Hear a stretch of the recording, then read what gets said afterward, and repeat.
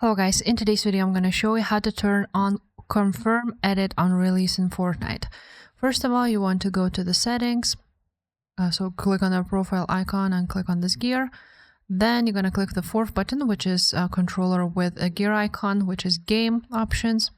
Then you will see here either building and editing or just building, so it really depends on your settings. So for me it is editing.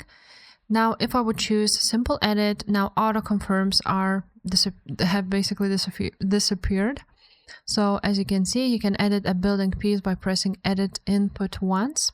Now, if you would turn this off, then you can choose auto confirm edits, and you can go ahead and choose either edit, which will allow you to confirm edits, either reset, which will allow you to auto confirm resets, and if you choose both, then you can both auto confirm edit and resets. And that's basically it.